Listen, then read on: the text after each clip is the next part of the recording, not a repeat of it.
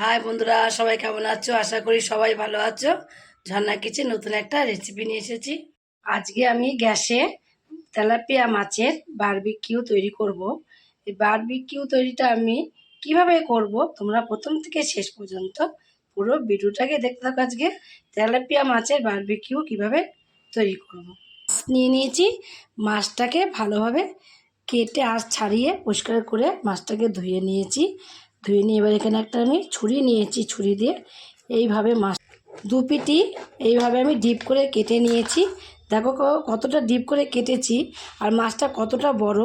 এখানে আঙুলটা ঢুকে যাচ্ছে, একটা কর ঢুকে যাচ্ছে ভেতরে, এতটা ডিপ করে মাছটাকে আমি কেটে নিয়েছি। এই পেটটাও অনেকটাই এখানে চিড়ে নিয়েছি, ভেতরে যেন মশলাটা ঢুকিয়ে দেওয়া যায় বেশি করে, তার জন্য পেটটা একটু বেশি করেই চিড়ে নিয়েছি। তো আমি এখানে একটা মাছ নিয়েছি, তোমরা যদি মনে করো বেশি করে নেবো, তোমাদের পরিবার যেটুকু লাগবে তোমরা সেটুকু নিয়ে নিতে পারো। মাছটাকে একটু ভেতর দিয়ে চিড়ে চিড়ে নেওয়ার পরে আমি এখানে ম্যারিনেট করে নেব। তার জন্যে সামান্য একটু হলুদের গুঁড়ো দেবো আর দেবো একটু লবণ। এখানে পাতিলেবু নিয়েছি, পাতিলেবুটাকে এইভাবে চিপে রস করে এর মধ্যে দিয়ে দেবো। দু পেটেই দিয়ে দেবো, দু পেটে যেন লবণ হলুদটা দিয়ে আর এখানে পাতিলেবুর রসটাকে দিয়ে একটু ম্যারিনেট করে রেখে দেবো। মাছটাকে আমি ম্যারিনেট করে এক সাইডে রেখে দিয়েছি। করে একটা বোল নিয়ে নিয়েছি, এখানে ছোট বোলের মধ্যে মশলা নিয়ে নেব।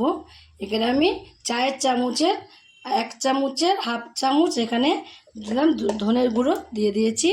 আর দেবো চায়ের চামচের 1 চামচ হাফ চামচ জিরের গুঁড়ো, চায়ের চামচে হাফ চামচ এখানে আদা বাটা। রসুন বাটাটা একটু বেশি করে দেবো, 1 চামচ এখানে রসুন বাটা নিয়ে নিয়েছি। যতটা এখানে আমি রসুন বাটা নিয়েছি ততটা এখানে পেঁয়াজ বাটা নিয়ে নেব। ও লঙ্কার গুঁড়ো 1 চামচের হাফ চামচ। ছাই গরম মশলা এখানে আমি ছাই গরম মশলা নিয়ে নিয়েছি, ছাই গরম মশলা নিয়ে নেবো অল্প একটুখানি, সামান্য। এই ছাই গরম মশলাটা সামান্য অল্প একটু দিলেই হয়ে যায়, বেশি দিতে হয় না, তাতেই অনেকটাই কাজ করে। খুব সুন্দর সেন্ট বেরোয় একটা এই গরম মশলাটা দিলে। তোমরা একবার এই গরম মশলাটা দিয়ে দেখবে কতটা ভালো লাগে খেতে, তরকারির স্বাদটা যেন অনেকটাই বেড়ে যায়। আর দেবো এখানে হলুদের গুঁড়ো, হলুদ দিয়ে আমি মাখিয়ে নিয়েছি, ম্যারিনেট করে নিয়েছি বলে মাছটাকে অল্প করে একটু হলুদের গুঁড়ো এর মধ্যে দিয়ে দিয়েছি। লবণটাও অল্প করে দেবো, স্বাদ মতো যেটুকু লাগবে সেটুকুই দিতে হবে। অল্প একটু সোয়া সস দিয়ে দেবো। শেষে দিয়ে দেবো এখানে আমি 1 চামচ টক দই। টক দইটা আমি একটু বেশি করে দিয়েছি, 1 চামচ দিয়েছি। দিয়ে সমস্ত মশলাগুলোকে এইভাবে একটু ভালোভাবে মিশিয়ে নিতে হবে। আর দিয়ে দেবো এর মধ্যে আমি 1 চামচ সর্ষের তেল। এই তেলটাকে দিয়ে একটু মশলাগুলোকে ভালোভাবে একটু মিশিয়ে নেবো। এইভাবে মশলাগুলোকে ভালোভাবে আমি মিশিয়ে নিয়েছি, দেখো কত সুন্দর মশলাগুলো মিশে গেছে। এবার যে মাছটাকে আমি ম্যারিনেট করে রেখে দিয়েছিলাম, 10 মিনিটের মতন ম্যারিনেট করে রেখে দিয়েছিলাম, সেই মাছটার মধ্যে যে মশলাগুলোকে আমি এখানে তৈরি করলাম একটা বাটির মধ্যে, সেই মশলাগুলো সব এবার এই মাছের মধ্যে নিয়ে নেব। মাছের মধ্যে কিভাবে মাখাবো মশলাগুলো তোমরা ভালোভাবে দেখতে থাকো বন্ধুরা। এই যে ভেতরে আমি ছুরি দিয়ে যে একটু ফাঁক ফাঁক এরকম করে কেটে কেটে নিয়েছি, মাছগুলোকে কেটে কেটে নিয়েছি, ভেতরে একটু এইভাবে ঢুকিয়ে ঢুকিয়ে দিতে হবে।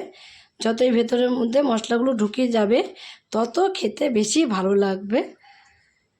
এভাবে দিয়ে এই পিঠটা দিয়ে তারপর আবার এই পিঠটাকেও মশলাগুলোকে একটু এইভাবে ভেতরে একটু দিয়ে দিতে হবে, চেপে চেপে চেপে চেপে মশলাগুলোকে ভেতরে ঢুকিয়ে দিতে হবে। যতটা পারবে ততটাই মশলাগুলোকে ভেতরে ঢুকিয়ে দেবে। যেই মশলাটা পরে রয়েছে এখানে, সেই মশলাটা আমি একটু বেশি করেই তো নিয়েছি মশলাটা, সেই মশলাটা এই ভেতরে মাছের পেটের ভেতরটায় মশলাটাকে এইভাবে দিয়ে দেবো। যে মাথার কাছে মুখটা আছে, মুখের কাছেও এইভাবে দিয়ে দেবো। পরে এই মশলাটা দিবে তোমরা, এই মশলাটা দিয়ে তোমরা 1 থালা ভাত খাবে, দেখবে এতটাই এই মশলাটার টেস্ট হবে। আগে আমি এখন মাছের মধ্যে পুরো লাগিয়ে নিয়েছি, লাগিয়ে নিয়ে এইভাবে আমি এখানে আরও 5 মিনিটের মতন রেখে দিলেই হয়ে যাবে। আরও 5 মিনিট আমি রেস্টে রেখে দেবো। এই তেলাপিয়া মাছের তান্দুরিটা আমি কড়াইতেই করব, তার জন্য গ্যাসে একটা কড়াই বসিয়ে দিয়েছি। ওইদিকে মাছটাকে 10 মিনিটের মতন রেস্টে রেখে দিয়েছি। আমি তোমাদের 5 মিনিট বলেছিলাম, যতক্ষণ রেস্টে রাখবে তত ভালো হবে বেশি, তার জন্য 10 মিনিট রেস্টে রেখে দিয়েছি। কড়াইটায় সামান্য একটু তেল আমি দিয়ে নেব। অল্প করে 1 চামচ তেল আমি কড়াইয়ের মধ্যে দিয়ে দিয়েছি। এইভাবে প্যাচুলো দিয়ে চারিদিকে একটু লাগিয়ে নেব। তেলটাকে লাগিয়ে মাছটাকে দিয়ে দিয়েছি। যেই থালাটার মধ্যে ওই এক্সট্রা এতটা মশলা আছে, মশলার পরে দেবো। মাছটা দিয়ে দিয়েছি, মাছটা দিয়ে একটু তেল বিরাস করে দেবো এইভাবে ওপর দিয়ে। এর মধ্যে তেল নিয়ে নিয়েছি, বাটির থেকে তেল নিয়ে এইভাবে ওপর দিয়ে এভাবে বিরাস করে দিতে হবে। আর মশলাটাকে এভাবে সমান করে দিতে হবে। এইভাবে তেল বিরাস করে দেওয়ার পরে নিচটা একটু হয়ে যাবে, নিচটা সামান্য একটু হয়ে গেলে এইভাবে একটু উল্টিয়ে দেবো মাছটাকে উল্টিয়ে দিয়ে যে মশলাটাকে আমি রেখে দিয়েছিলাম, কতটা মশলা এখানে রয়েছে মাছের থেকেই বেরিয়ে এসেছিলো, মশলাটা থালার মধ্যে পড়ে গেছিলো, সেই মশলাটাকে আমি রেখে দিয়েছিলাম। সেই মশলাটা এইভাবে একটু এই ভেতরগুলোতে দিয়ে দেবো, ঢুকিয়ে দেবো। গ্যাসের ফ্লেমটা একদমই একটু লো ফ্লেমে রাখতে হবে। গ্যাসের ফ্লেমটা লো ফ্লেমে রেখেই একটু এটা রান্না করতে হবে পুরোটাই। দেওয়া যায় তাহলে পুড়ে যাবে, আর একদমই কাঁচা ভাব থাকবে। লো ফ্লেমে রেখে দিতে হবে, তাহলে ভেতর দেখবে গমে গমে মাছটা খুব সুন্দরভাবে তৈরি হয়ে যাবে।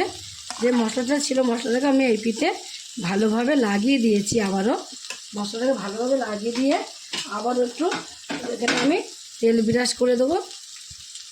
সামান্য 1 পিঠ করে নিয়েছি, আর 1 পিঠ উল্টিয়ে দিয়েছি। উল্টিয়ে এইভাবে আমি ঢাকা দিয়ে রেখে দেবো। বেশিক্ষণ ঢাকা দেবো না, 5 মিনিটের মতন ঢাকা দিয়ে রেখে দেবো। তাহলে ঘুমে ঘুমে ভালোভাবে, আরও ঢাকা দিয়ে রাখলে ভালোভাবে মাছটা পুরো সিদ্ধ হয়ে যাবে। 1 পিঠ আমি ঢাকা দিয়ে রেখে দিয়েছিলাম। এবার ঢাকনাটা খুলে আবারও এইভাবে উল্টিয়ে দেবো, ধরে নিয়ে এভাবে উল্টিয়ে দেবো।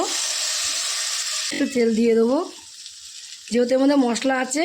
আর এই কানকোটার মধ্যেও তো তেলটা দিয়ে দিতে হবে এইভাবে।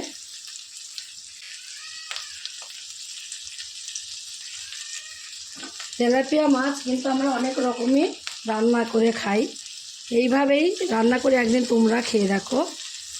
অনেক মাছটা আমি নিয়েছি, দেখো একটা মাছ নিলেও তোমাদের পরিবারে যদি কম লোক থাকে হয়ে যাবে, আর যদি বেশি লোক থাকে তখন তোমরা 2টো মাছ নিয়ে নেবে।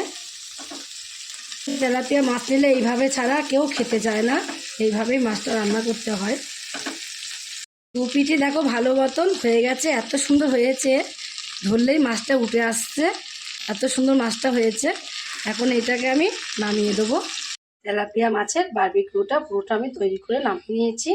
এই রেসিপিটা তোমাদের কাছে ভালো লাগে, তোমরা যদি ফেসবুক থেকে দেখো ফেসবুকের পেজটি ফলো করে দেবে, যদি ইউটিউব থেকে দেখো ইউটিউবের চ্যানেলটি সাবস্ক্রাইব করে দেবে, পাশে থাকা বেল আইকনটিটা প্রেস করতে ভুলবে না, তাহলে নতুন নতুন রেসিপিগুলো তোমাদের কাছে তাড়াতাড়ি পৌঁছে যাবে।